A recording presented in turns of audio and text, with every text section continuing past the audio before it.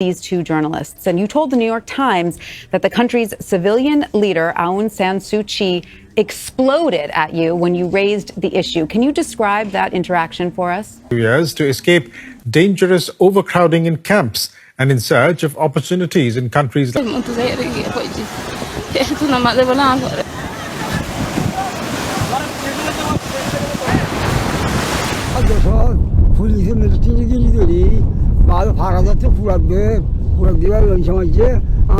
avez montré dans le reportage, notamment, le gouvernement a dû y répondre. Vous parliez de ce rapport from residents and says it's looking for a sustainable solution. De violence depuis vendredi, à la base des insurgés Rohingyas qui ont attaqué des postes de... Many people didn't even know that they were nominated to move and are refusing to leave. They had asked for not only an order to provide education resources to these kids, but the question is, how do we provide quality education and make sure that the Bangladesh government isn't sort of hindering that process?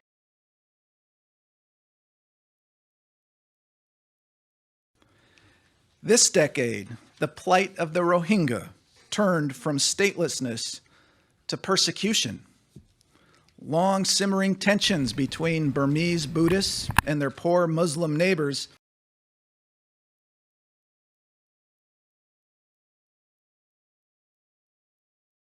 What the United Nations and the United States have labeled an ethnic cleansing.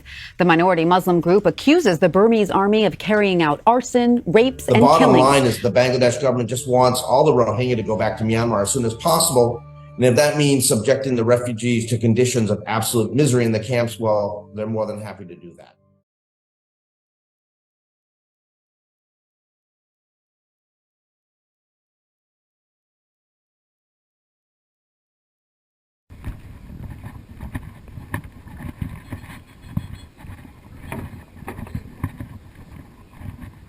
Rohingya refugees. Steph, I imagine the people there are trying to follow this very closely. And Aung San Suu Kyi has now admitted the use of disproportionate force, says there were civilian casualties, but says there wasn't genocidal intent. How does that square with the stories that you've been hearing from refugees? Well, you only have to look at the various camps here that stretch all the way to the Myanmar border, which are the mountains in the distance. It's quite a hazy day. It's the biggest refugee camp.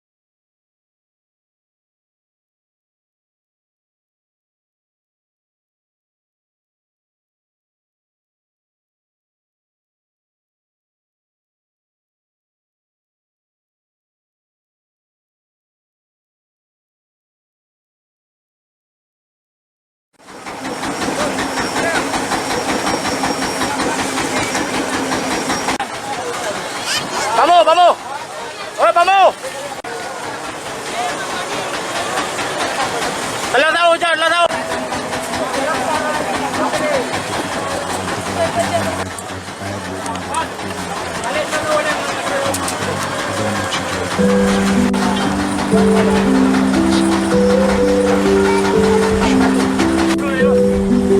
Oui, effectivement, les audiences de la semaine prochaine, eh bien, notre...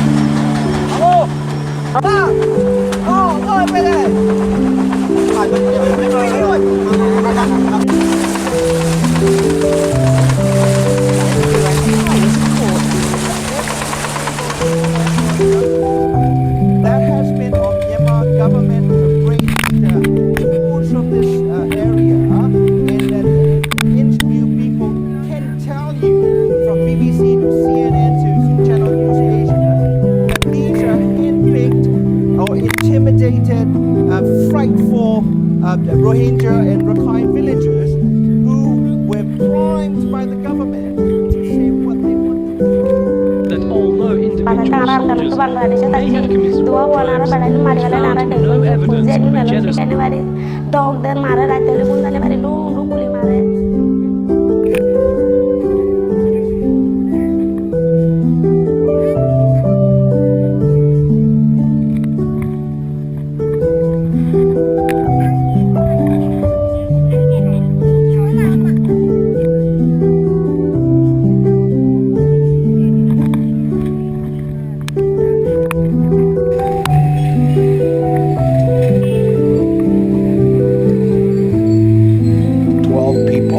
And they were reporting on it. I think that was honest reporting.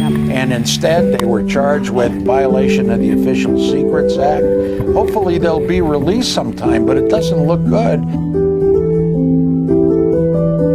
700,000 in 1 million. 1 million. 1 million. Okay. In Cox's Bazar, what is their situation now? What rights do they have potentially as refugees? Their conditions? Well, I mean, I went to the Cox's Bazar camps 3 times, 2 times as the guest of the Bangladeshi government. Interviews.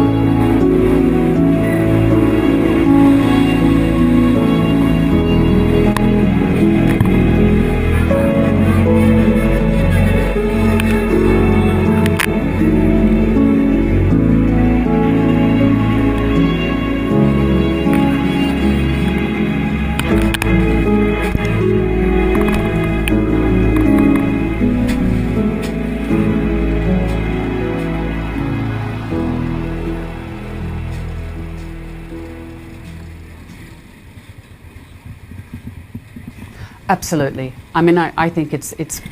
Joining me now from London is Kate Schutze of Amnesty International. Now, Kate.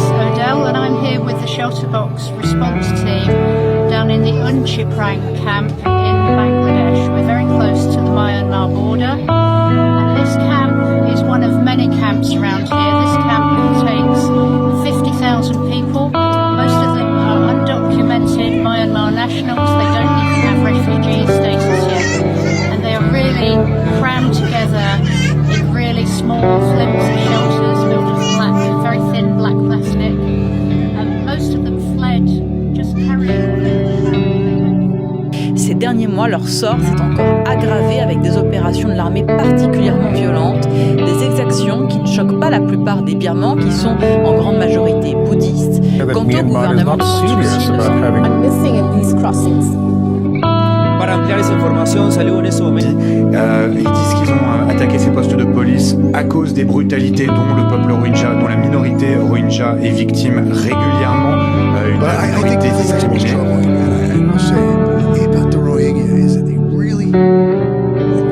Living in this little corner of Delhi in makeshift shanty tents. They're damned if they do, they're damned if they don't. They're trapped, and it's just not any way for anybody to live.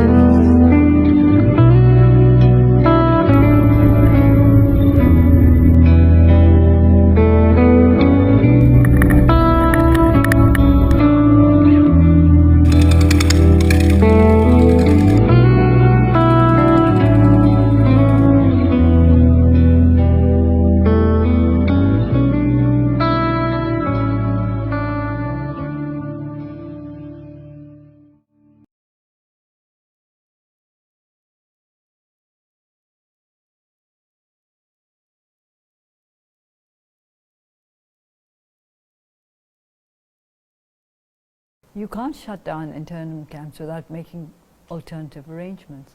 People say, shut down the camps, and where are those people going to go to? Just about a month or so ago, at a meeting, there was a Catholic priest and Muslim Maulvi.